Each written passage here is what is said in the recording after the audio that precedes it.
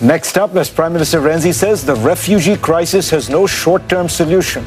But imagine being a top official in a country whose population has gone up 50% because of the influx of refugees. How in the world do you manage that? Find out when we come back. Elias Bou Saab, pleasure to have you on. Thank you very much. So explain, it strikes me you have one of the most difficult jobs in the world.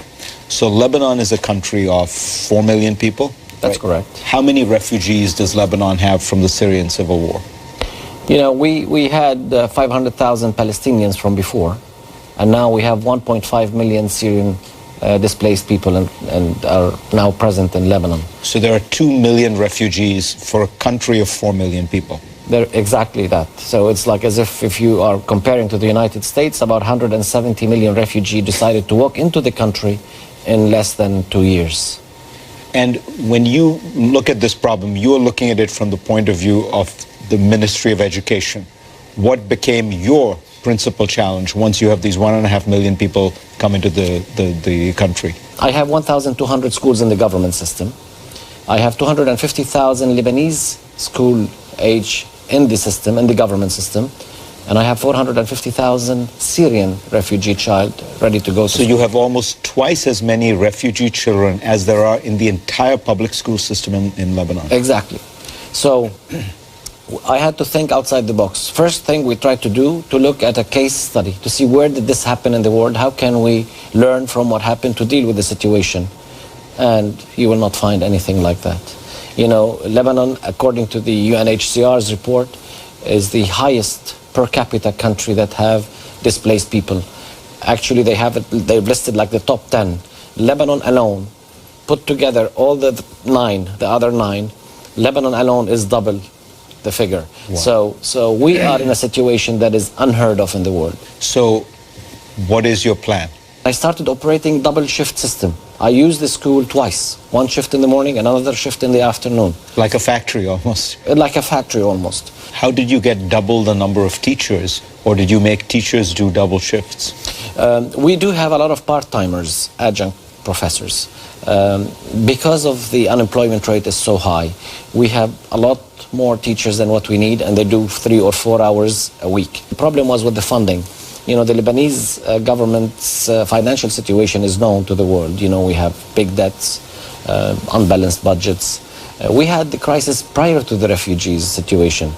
Still, Lebanon opened its doors to all these refugees. They are there. And we went to the international community and said, we need funding to be able to make a difference. We need funding. We are committed to put all these children in schools. We are committed to give them health care.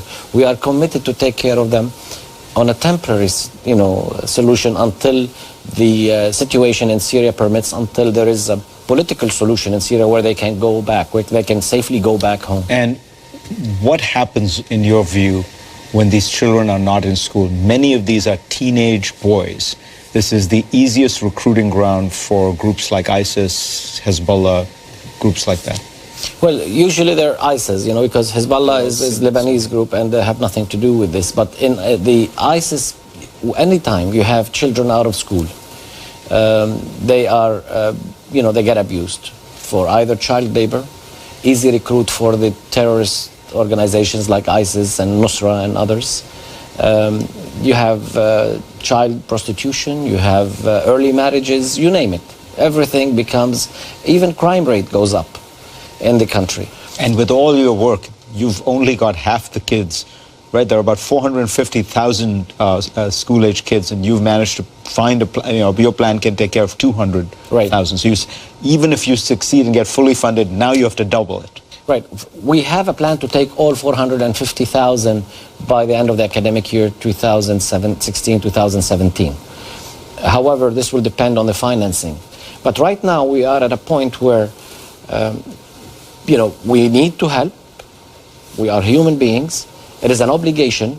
I myself was a refugee one day in Syria for a year, and I lost a school year when during the Lebanese civil war, 1982, during the Israeli invasion to Beirut, to Lebanon, we had to flee the country.